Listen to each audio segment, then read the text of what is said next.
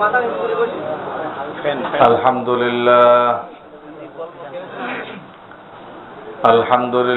wa kafa wa salamun ala ibadihi alladhina istafa amma ba'd. Fa'a'udhu billahi minash shaitanir rajim. Bismillahirrahmanirrahim. Qul in kuntum tuhibbuna Allah fattabi'uni yuhibbukumullah wa yaghfir lakum dhunubakum wallahu ghafurur rahim.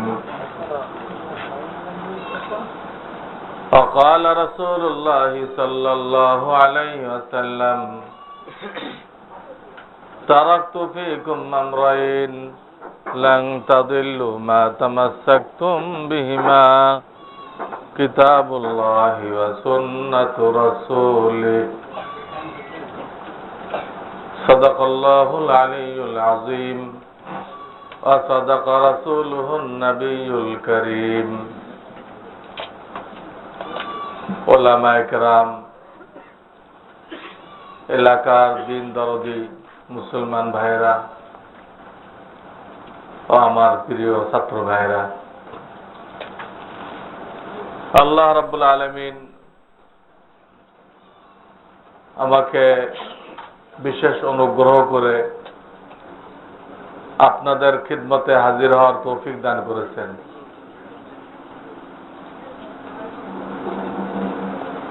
আমার বাড়ি থেকে এখানে আসার জন্য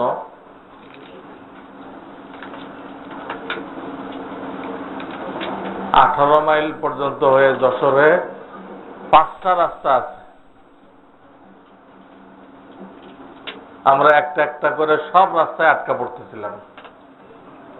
বর্ষাকালের কারণে কোথাও গাড়ি অ্যাক্সিডেন্ট হয়ে রাস্তা বন্ধ হয়ে গেছে, কোথাও কালবাটের কারণে গাড়ি উঠতে পারতেছে না। আল্লাহর মেহেরবানি 3 নম্বরটা ফেল হওয়ার পরে আমরা কেশবপুর মাইকেল মধুসূদন দিয়ে ঢুকছি। ওটাও সমস্যা, আল্লাহ নিয়ে আসছে। এটাও যদি না হতো তো আমাকে যশোর হয়ে আসতে হতো, তো আজকের এখানে আসা হইতো না। কাজেই যত টাইম মতো পৌঁছতে পারে নাই, এরপর আল্লাহ তাআলা একদম মাহরুমও করেন নাই। তো দেরিতে হইলেও তিনি তৌফিক দান করছেন আমাদেরকে আপনাদের খেদমতে হাজির হওয়া, তা আল্লাহর বিশেষ মেহেরবানি। তো এই মুখতাসার সংক্ষিপ্ত সময় তো কোন বয়ান করা মুশকিল। এদিকে সাতক্ষীরা শহরে আবার বাদ মাগরিব মাহফিল রাখা হয়েছে, সে আবার সাতক্ষীরা দিয়ে বয়ান করতে হবে। তো সংক্ষেপে আমি এতটুকু বলবো যে আল্লাহ তাআলা লৌহে মাহফুজ থেকে যে ইলম নাযিল করেছেন, লৌহে এটাকে কোরআন সুন্নাহ বলা হয়। আর একটা মানুষ তো আবিষ্কার করছে মাথা খাটায়, যেটা স্কুল কলেজে পড়ানো হয়।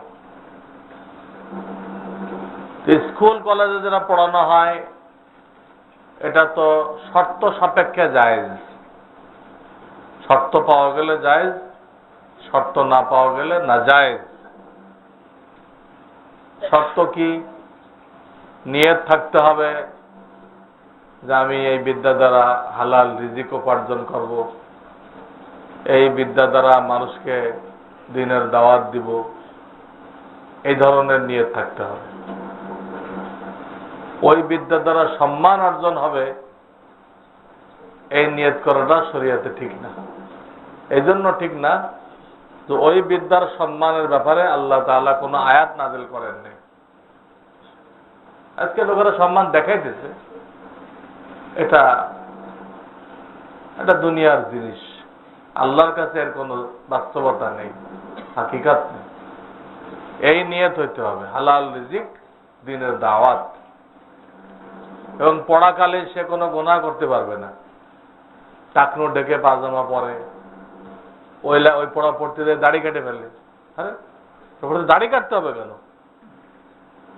ম্যাট্রিক এমএ পাস করতে গেলে দাড়ি কাটা শর্ত আছে নাকি?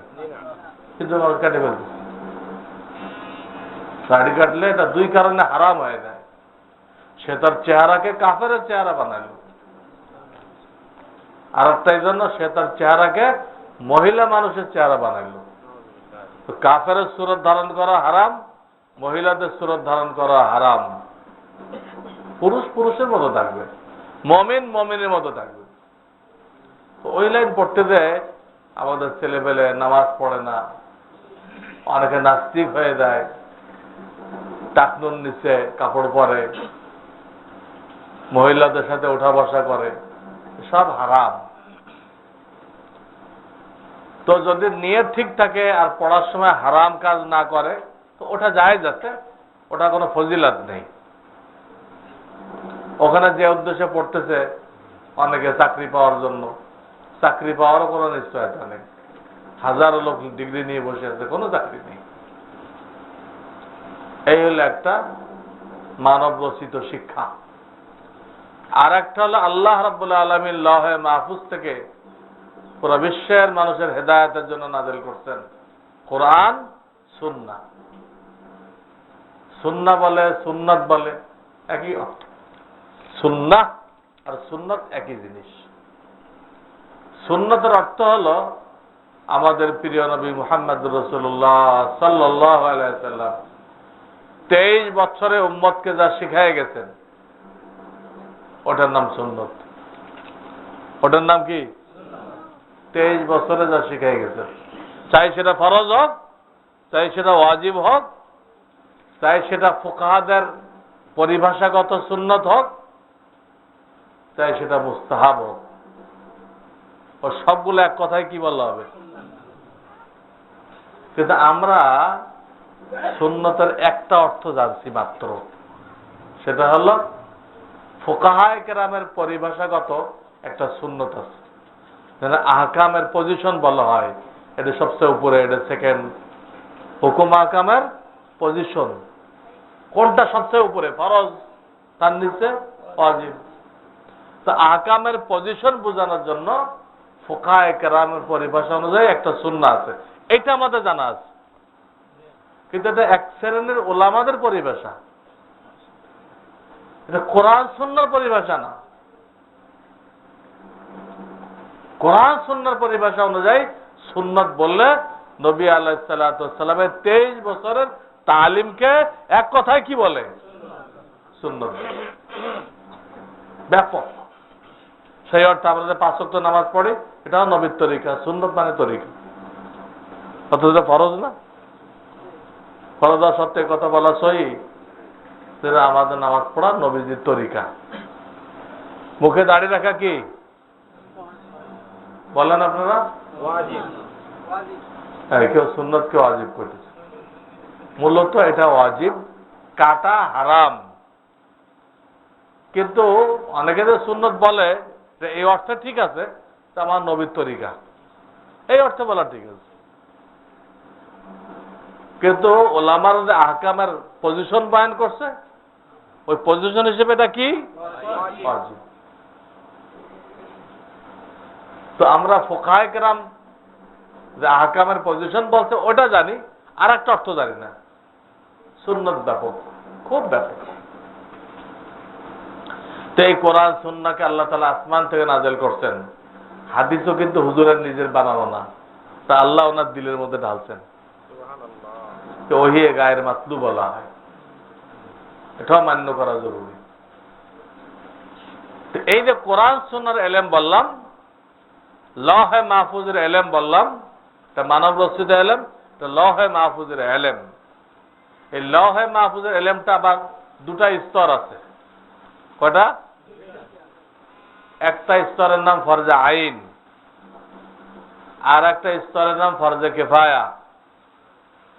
লৌহে মাহফুজতে যে এলেম আল্লাহ নাযিল করছে, এর কয়টা স্তর? একটা ফরজে আইন, একটা ফরজে কিফায়া। মাওলানা হওয়া, মুফতি হওয়া, শাইখুল হাদিস হওয়া, পুরা কোরআনের হাফেজ হওয়া, এটা ফরজে কিফায়া।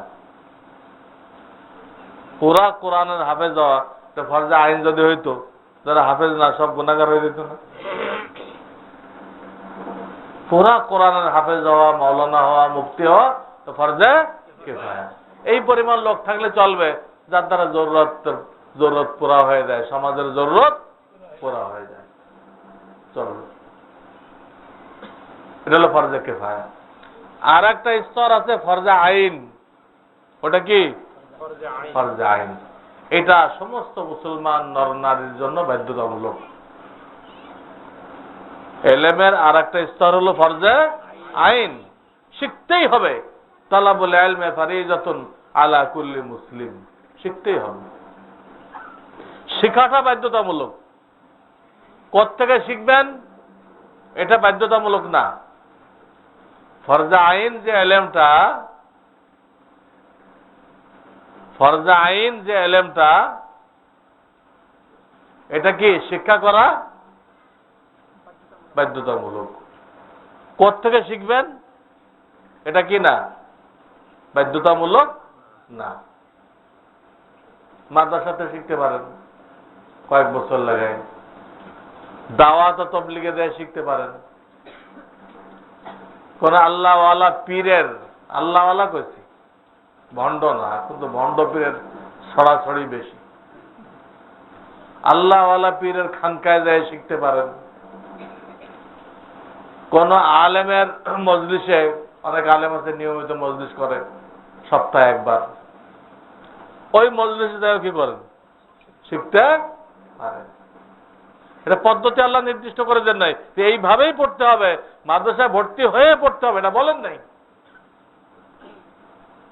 বলছে মাদ্রাসাতে পারো, খানকাতে পারো, ওয়াজ মাহফিলতে পারো, তাবলীগতে পারো, যেখানতে পারো, আলেমের মজলিসে যায় পারো, যেখানতে পারো, ফরজ এলেমটুক তোমাকে শিখতেই হবে। তো যারা ওলামায়ে কেরাম আছেন তাদের কাছে আমার বিশেষ আবেদন, এই ফরজ এলেমটা কি এটা আপনারা ওলামায়ে কেরামকে অবশ্যই জানাই দিবেন, যাতে তারা এই ফরজটা তরক করে গুনাহগার না হয়। আমরা কত কথাই বয়ান করি, কিন্তু যখন একজন পাবলিককে জিজ্ঞেস করে, ভাই আপনার বয়সটা 80 বছর হয়ে গেছে, এত বয়ান আপনি শুনলেন, বলেন তো ফরজ এলেম কতটুকু? অনেক জায়গায় জিজ্ঞাসা করি, তো মুখের দিকে চায়, আর কিছু বলতে পারে না। 80 বছর বয়স হয়ে গেছে, কত ওয়াজ মাহফিল শুনছে, কত ধর্মীয় কিতাব পড়ছে, কিন্তু তার মাথায় আসে নাই ফরজে আইন এলেম কোনটুকু। কোরআন কারীমের সূরা বাকারা 2য় পারা 177 নম্বর আয়াতে ওই ফরজে আইন এলেমটা আল্লাহ তাআলা বয়ান করে দিয়েছেন। সূরা বাকারার 177 নম্বর।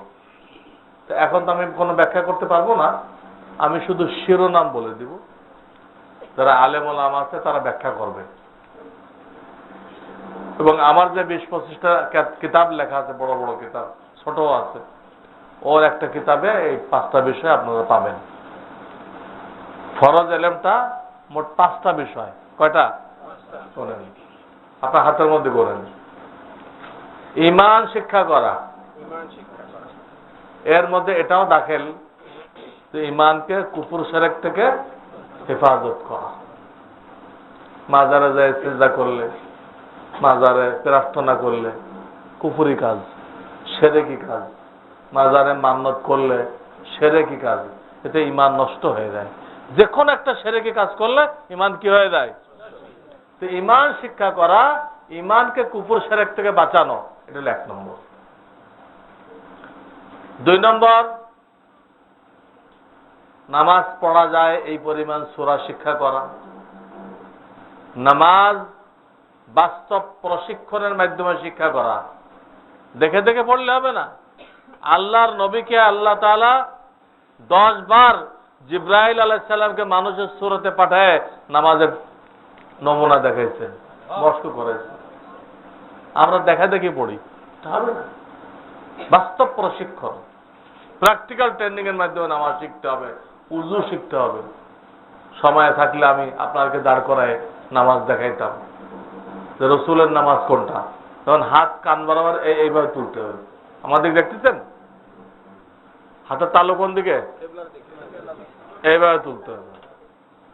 দোনো পায়ের আঙ্গুল কোন দিক থাকবে? একদম একদম কেবলার দিকে, এই দুই দিকে না। এইভাবে পুরোটা আমি দেখাইতাম, কিন্তু সে সময় এখন নেই। একেবারে নামাজের মশ। আমরা কিন্তু এইভাবে হাত তুলি না, আমরা এইভাবে তুলি। কেউ এইভাবে ধরে, কেউ সাপের ফোনার মতো করে ধরে। সাপের একটা সুন্দর শিখার জিনিস। এই নামাজ শিখি নাই বলে নামাজে মন এদিক ওদিক চলে যায়। এই নামাজ, রোজা, হজ, যাকাত এগুলো সব নবীজি যেভাবে দেখাইছেন ওইভাবে আলেম থেকে দেখে শিক্ষা করা। এটা হলো 2 নম্বর। 3 নম্বর, যে যে লাইনে রিজিক উপার্জন করতেছে ওই লাইনের হালাল হারাম জেনে নেওয়া, জেনে রিজিকটাকে কি রাখা? হালাল রাখা। রিজিক যেন হারাম না হয়। কেউ ব্যবসা করতেছে, সে ব্যবসার মশলা জানবে। কেউ চাকুরি করে, সে চাকুরির মশলা জানবে। কেউ জমিনে মেহনত করতেছে, ফসল লাগাই দিতে, সে জমিনের মশলা জানবে। জমিন বন্ধক রেখে ফসল খাওয়া হারাম। জমিন বন্ধক রেখে ফসল খাওয়া হারাম। বাপ মারা যাওয়ার পরে বোনদেরকে অংশ দিল না, তার রিজিক হারাম। এগুলো জানতে হবে। ডিউটি ফাঁকি দিল, 8 ঘন্টা ডিউটি 7 ঘন্টা করলো, তার রিজিকও এক অংশ হারাম হয়ে যাবে। 3 নম্বর, রিজিক হালাল রাখা। 4 নম্বর, বান্দার হক। বান্দাকে বাপ মা, বিবি বাচ্চা, ভাই বেরাদার, পাড়া প্রতিবেশী, এই বান্দার হক জানতে হবে। আল্লাহ রাসূল বলেছে, তোমার দ্বারা যদি অন্য মানুষের কষ্ট হয় তোমাকে মুসলমান বলা যাবে না। তুমি হাজি গাজী অনেক কিছু হইতে পারো, মুসলমান টাইটেল তোমাকে দেওয়া যাবে না। তোমার দ্বারা অনর্থক মানুষের কষ্ট হয়। অনেকের ব্যবহারে কষ্ট হয় না মানুষের? কর্কশ ব্যবহার করে, দুর্ব্যবহার করে, গালাগালি করে। তো এই জন্য এই 4 নম্বর হলো বান্দার হক। বাপ মা বেঁচে থাকলে 7টা হক, মরে গেলে আর 7টা হক। মোট কয়টা হলো? 14টা হক। বলার তো টাইম নেই। আমি জানি না মৌলানা সব, আমার মাদ্রাসায় এগুলো কাগজ দেওয়া হয়। বাপ মায়ের 14টা হক কি? বিবির হক কি? বিবি আমাদের কাছে কি পায়? বিবিকে কষ্ট দিয়ে তার হক নষ্ট করে কেউ আল্লাহর ওলি হইতে পারবে না। হাদিসে বলা হয়েছে। তারপরে সন্তানের হক কি? ডিগ্রি আনলে, সন্তানকে বিদেশ থেকে পড়ায় আনলে কি হক আদায় হবে? অস্ট্রেলিয়াতে ডিগ্রি আনে দিলেন, অক্সফোর্ডটা আনলেন, হক আদায় হয়ে গেছে? দুনিয়ার বিদ্যা যত পড়ান সন্তান হক আদায় হবে না। তাকে কোরআন সুন্নাহ শিক্ষা দিতে হবে, তাতে সে মুসলমান হিসেবে জীবন যাপন করতে পারে। তো সন্তানের মেইন হক, সবচেয়ে বড় হক এটা। বাকিগুলো আপনারা দেখে নেবেন। আমার লেখা একটা বই আছে, ইসলামী বিবাহ। ওই বইতে সন্তানের সব হক লেখা আছে। একটা জীবজন্তুর হক আছে। জীবজন্তুকে কষ্ট দিলে আযাব হবে। বুখারী শরীফ আছে, বিড়ালকে না খাওয়ায় মারছে, সে লোক দোজখে চলে গেছে। আর এক লোক পিপাসিত কুকুরকে পানি খাওয়াইছে, তার জীবনে সব গুনাহ মাফ হয়ে গেছে। তো বিড়াল আর কুকুরের হক তাহলে আশরাফুল মাখলুকাত মানুষের হক নেই? এটা 4 নম্বর। 5 নম্বর হলো আত্মশুদ্ধি। আত্মশুদ্ধি কাকে বলে? আমরা বুঝছি কোন আল্লাহর হাতে হাত দেওয়া, এই বুঝছি না? আর কেউ আর একটু বেশি বুঝছে, তো উনি যে জিকির দেয় এই জিকির গুলো করা, কিন্তু এর একটা আত্মশুদ্ধি না। হাতে হাত দেওয়াও কোনো আত্মশুদ্ধি না, জিকির করাও কোনো আত্মশুদ্ধি না। আত্মশুদ্ধি বলা হয় অন্তরে 10টা রোগ আছে জন্মগত ভাবে। কয়টা? লোভ, লালসা, হিংসা, বড়াই, তাকাব্বুর, রিয়া, মানুষের বাহবা নেওয়ার জন্য কাজ করা, হ্যাঁ, কৃপণতা। ইমাম গাজ্জালী রাহমাতুল্লাহ আলাইহি তাবলীগে দ্বীন কিতাব এটা ব্যাখ্যা করে দিচ্ছেন, অন্তরের 10টা রোগ কি, বাংলা হয়ে গেছে। এগুলো আপনারা পাঠাগার করে পড়েন, ওলামারা বয়ান করবে। অন্তরের 10টা রোগের চিকিৎসা করানো, আর 10টা ভালো গুণ, সবর, শকর, ইখলাস, তাওয়াজু, এরকম 10টা ভালো গুণ অর্জন করা। 10টা দূর করা অন্তর থেকে, আর 10টা অর্জন করা, এর নাম আত্মশুদ্ধি। জিকিরটা কি? ওর জন্য সহায়ক। জিকিরটা আত্মশুদ্ধি না। জিকির তো আপনি পীরের কাছে না যায়ও লা ইলাহা ইল্লাল্লাহ এরকম করতে থাকলে জিকির হয়ে গেল, তো কোনো পীর দরকার নেই। পীরেরা জিকির দেয় ওই অন্তরের রোগ দূর করতে সহায়ক, কিন্তু ওইটা কিন্তু আত্মশুদ্ধি না। মাওলানা থানভী সাহেব লিখছে যে এলেমের দ্বারা, জিকিরের দ্বারা, এলেমের দ্বারা, জিকিরের দ্বারা, ইবাদতের দ্বারা আত্মশুদ্ধি হয় না। আত্মশুদ্ধি আল্লাহ ওয়ালাদের সোহবতের দ্বারা হয়। ওইগুলো দ্বারা আরো রোগ বাড়তে পারে। আত্মশুদ্ধি না করে খুব জিকির শুরু করলেন, তাহাজ্জুদ শুরু করলেন, তা আপনার ভিতর তাকাব্বুর পয়দা হবে, অহংকার পয়দা হবে। যারা তাহাজ্জুদ পড়ে না, আপনি তাদেরকে গরু ছাগল মনে করবেন, তো রোগ আরো বেড়ে গেল, আগে যারা ছিল আরো বেড়ে গেল। 10টা রোগ অন্তর থেকে দূর করতে হবে। হাসরের ময়দানে যে 3 জনকে পয়লা দোজখে ফেলা হবে, তাদের অন্তরের একটা রোগ ছিল, কোনটা? রিয়া। এই 10টা দূর করা, 10টা অর্জন করা, এর নাম হলো কি? আত্মশুদ্ধি। এই আত্মশুদ্ধির একমাত্র ব্যবস্থা আল্লাহ ওয়ালাদের সোহবত। সোহবত কাকে বলে? এতে বসে আছেন, এটার নাম সোহবত।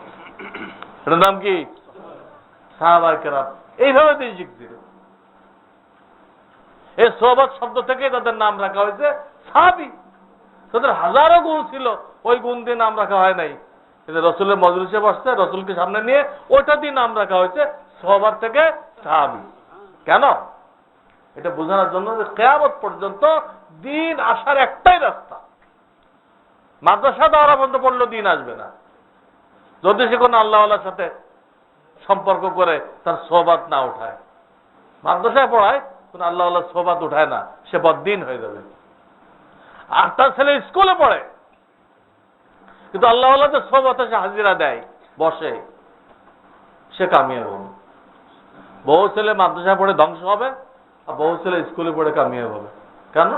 পার্থক্য হয়েছে সোহবত দিয়ে। সোহবত কে উঠাইছে, এটা জরুরি। তো 5টা হয়ে গেছে। ঈমান শিক্ষা করা, ইবাদত বন্দেগী নবীজির তরিকায় করা, রিজিক হালাল রাখা, বান্দার হক আদায় করা, আর আত্মশুদ্ধি করা। এই 5টা বিষয়ের এলেম অর্জন করা ফরজ আইন। আমার আলেম ভাইদের কাছে আমার অনুরোধ, আপনারা জুমার বয়ানে, বিভিন্ন বয়ানে এই 5টা বিষয়ে বলবেন এবং এর কিছু কিছু ব্যাখ্যা তুলে ধরবেন। আমার লেখা ইসলামী জিন্দেগি নামক একটা কিতাবে এই 5টা বিষয়ের ব্যাখ্যা লেখা আছে। ইসলামী জিন্দেগি নামে একটা বাংলা কিতাবে। এখান থেকে পড়ে পড়ে জুমার বয়ান করেন, তাহলে আপনার যারা মুসাল্লি আছে, মুহিব্বিন আছে, সকলের ভিতরে কি হয়ে গেল? ফরজ আইন পরিমাণ এলেম আসে গেল। সব আলেমদের খেদমতে আরজ। আর যারা জনসাধারণ আছে, তাদের দায়িত্ব হলো ওলামায়ে কেরাম থেকে অবশ্যই এই 5টা বিষয় শিক্ষা করা। তাতে ফরজটুক কি হয়ে যায়? আদায় হয়ে যায়। হাসরের ময়দানে ফরজ এলেম শিক্ষা করা হয়েছিল কিনা, এটা একটা প্রশ্ন হবে হাসরের ময়দানে। এই প্রশ্নের জবাব দিতে না পারলে কেউ সরতে পারবে না, একদম দাঁড়াই থাকতে হবে। আমরা কি এই 5টা বিষয় আলোচনা করতে, শিখতে রাজি আছি? আর যারা তালেব ইলম ভাই, তাদেরকে বলবো, বিশেষ যারা একটু বড় হয়েছে, তোমরা এখানে আসছো নায়েবে রসুল হইতে। কি হইতে আসছো? নায়েবে রসুল। এটা এমন ব্যাখ্যা দেওয়ার সময় নেই আমার কাছে, এমন একটা ডিগ্রি যে আল্লাহর জমিনে এর থেকে বড় কোনো ডিগ্রি নেই। সমস্ত ডিগ্রি যদি এক দাড়িপাল্লা রাখা হয় আর নায়েবে রাসূল এই ডিগ্রি আর এক দাড়িপাল্লা রাখা হয়, এইটা ওজনদার হয়ে যাবে আর দুনিয়ার সমস্ত ডিগ্রি হালকা হয়ে যাবে। তাহলে তোমরা মন ছোট করবে না। আমি সময় থাকলে তোমাদের ফজিলাতে 1 ঘন্টা বয়ান করতাম কমপক্ষে। একটা কথা বললাম যে এই ডিগ্রির উপরে কোনো ডিগ্রি নেই। তুমি রাসূলের নায়েব, রাসূলের অ্যাসিস্ট্যান্ট, রাসূলের মেহরাব মেম্বার তোমার দায়িত্বে থাকবে। রাসূল মানুষকে হেদায়েতের কথা বললেন, জান্নাতের কথা বলতেন, জাহান্নামের কথা বলতেন, সব তোমার দায়িত্বে থাকবে। আর কারো অধিকার নেই এই মেহরাব মেম্বারে নামাজ পড়ানো, বয়ান করা। তো তোমরা নায়েবে রাসূল হইতে আসছো। তো কোরআনে কারিমের 4 জায়গায় আল্লাহ তাআলা রাসূলদের দায়িত্ব বয়ান করেছেন। কাদের দায়িত্ব? রাসূলরা এই 4টে দায়িত্ব পালন করে এই 4টা সিফাতের মাধ্যমে আল্লাহর জমিনে দিন কায়েম করছেন। কটা সিফাতের মাধ্যমে? তো তালেব ইলম অবস্থায় তোমাদেরকে ওই 4টা সিফাত অর্জন করতে হবে এবং পড়াশোনা শেষ করার পরে ওই 4টে সিফাতের দ্বারা দিন কায়েম করার লক্ষ্যে তোমার জীবন উৎসর্গ করতে হবে। এখন শিখতে হবে আর ফারেক হয়ে এই 4 লাইনে দিন কায়েম করার জন্য জীবন কি করতে হবে? ওয়াকফ করতে হবে। ওয়াকফ। তুমি দাওরা ফারেক হয়ে দোকানদারি করলা, সৌদি আরব যায় দোকানের ম্যানেজারি করলা, গাড়ি চালাইলা, এতে কখনো তোমাকে আল্লাহর খাতায় আলেম বলা হবে না। আল্লাহর খাতায় সে আলেম না। আল্লাহর খাতায় আলেম তাকে বলে যে এলেম শিখছে এবং এলেম শিখানোর জন্য জিন্দেগি ওয়াকফ করে দিছে। বুঝে আসতেছে? ওই 4টে সিফাত কি? ইয়াতলু আলাইহিম আয়াতিহি ওয়া ইউযাক্কিহিম ওয়া ইউআল্লিমুহুমুল কিতাবা ওয়াল হিকমা। এই 4টা বলেন এখানে কি কি আছে? তালিমুল কিতাব বা তালিমুল কোরআন। 1 নম্বর কি? 2 নম্বর তালিমুস সুন্নাহ ওয়াল হিকমা। এই হিকমত মানে সুন্নাত। প্র্যাকটিক্যাল ভাবে তালেব ইলম ভাইরা নামাজের মশক করতে হবে। আমি অনেকখানে গেছি, তারা পাগড়ি বাঁধতেই মনে করতেছে সুন্নত হয়ে গেছে, কিন্তু না উজুর সুন্নত জানে, না নামাজের সুন্নত জানে, না খানা খাওয়ার সুন্নত জানে, না মসজিদে ঢোকার 5 সুন্নত জানে, না মসজিদ থেকে বের হওয়ার 5 সুন্নত জানে, কিচ্ছু জানে না। পাগড়ি বাঁধতে সুন্নত হয়ে গেছে। এগুলো ঠিক না। আমার লেখা নবীজির সুন্নতের ভিতরে সব ব্যাপারে সুন্নত আমি লিখে দিচ্ছি। এ বই কি পাওয়া যায় দিকে? সব ছাত্রদের জন্য লাজেম করে দিবেন, পরীক্ষা নেবেন। এলেমের দ্বারা উদ্দেশ্য আমল। আমল যদি না আসে ওই এলেম শয়তানের এলেম। যে এলেমের পুরো আমল আসে না ওটা নবীজির এলেম না, কার এলেম? শয়তানের এলেম। তো তালিমুল হিকমা মানে তালিমুল সুন্নাহ। 3 নম্বর যারা বড় ছাত্র উপরে জামাতে পড়ে তাদের জন্য তাজকিয়া। ওই একটু আগে বললাম আত্মশুদ্ধি। 4 নম্বর আল্লাহর এলেম দিল, এই এলেমটা দুনিয়াবাসীর কাছে দাওয়াত দিতে হবে। দুনিয়াবাসীর কাছে আলাইহিম, তোরা কোরআনকে উম্মতের কাছে পৌঁছায় দাও, নবীজির সুন্নতকে উম্মতের কাছে পৌঁছায় দাও। তো কয়টা গুণ হলো ছাত্র ভাইরা? গুণ তালিমুল কোরআন, তালিমুস সুন্নাহ, তাজকিয়া, তাবলীগ। এই 4টা গুণ ছাত্র জীবনে অর্জন করতে হবে। কিছু মাদ্রাসা খোলা অবস্থায়, কিছু বন্ধ অবস্থায় অর্জন করতে হবে। আর ফারেক হয়ে এই 4টে কাজ, এই 4টে পদ্ধতির দ্বারা আগে যে 5টা বিষয় ফরজে আইন বললাম না, ওই ফরজে আইনকে আল্লাহর জমিনে কায়েম করতে গেলে এই 4টে জিনিস লাগবে। কোরআনের তালিম করতে হবে, সুন্নতের তালিম করতে হবে, নিজের আত্মশুদ্ধি লাগবে এবং তাবলীগ করতে হবে। কাকরাইলতে তাবলীগ করে, এটাও তাবলীগ। আমি যে ঢাকাতে আসছি এটাও কি তাবলীগ। ওই একটার মধ্যে সীমিত না। কুতবুল আলম জাকারিয়া রহমতুল্লাহ বলছে ফাজাইলে তাবলীগে যে মুয়াজ্জিন যে আযান দিচ্ছে এটাও তাবলীগ, ওলামা যে বয়ান করতেছে এটাও তাবলীগ, ওলামা যে কিতাব লিখতেছে এটাও তাবলীগ। তাহলে তালেব ইলম ভাইদের কটা গুণ অর্জন করতে হবে? এটা না হলে কিন্তু হবে না। আজকাল কোন মাদ্রাসায় 4টের একটা আছে, শুধু কিতাব পড়ানো হয়, সুন্নত শেখানো হয় না। কোথাও 2টা আছে, কিতাবও পড়ানো হয়, সুন্নতও শেখানো হয়, কিন্তু তাজকিয়াও নেই, তাবলীগও নেই। কোথায় তাজকিয়া আছে? তো 3টা হলো, কিন্তু এখানে তাবলীগ নেই। চারটে একসাথে থাকতে হবে, সেটা পরিপূর্ণ মাদ্রাসা। এই চারটে গুণ যদি একসাথে হয় ওটাকে পরিপূর্ণ মাদ্রাসা বলা হবে। আর যে মাদ্রাসায় ছাত্রদেরকে নিয়ে চারটের একটাও বাদ রাখা হয়, কম করা হয়, এটা ল্যাংড়া লোলা কানা খোড়া মাদ্রাসা। এটা দিয়ে যোগ্য নায়েবে রাসূল তৈরি হবে না। আল্লাহ তাআলা আমাদের উস্তাদদেরকে এইভাবে তোমাদেরকে গড়ার তৌফিক দান করো, তোমাদেরকে এইভাবে গড়ে ওঠার তৌফিক দান করো। সুবহানাল্লাহি ওয়া বিহামদিহি সুবহানাল্লাহিল আযীম। আল্লাহুম্মা সাল্লি আলা মুহাম্মাদিন নাবিয়্যিল উম্মি ওয়া আলা আলিহি ওয়া সাল্লিম তাসলিমা। ربنا ظلمنا أنفسنا وإن لم تغفر لنا وترحمنا لنكونن من الخاسرين. رب ارحمهما كما ربياني صغيرا. ربنا اغفر لي ولوالدي وللمؤمنين يوم يقوم الحساب. ইয়া আল্লাহ আমাদের মজলিসকে কবুল করে নাও, আমাদের সকলকে মাফ করে দাও, আমাদের সমস্ত মুরব্বিয়ানে কেরামকে মাফ করে দাও।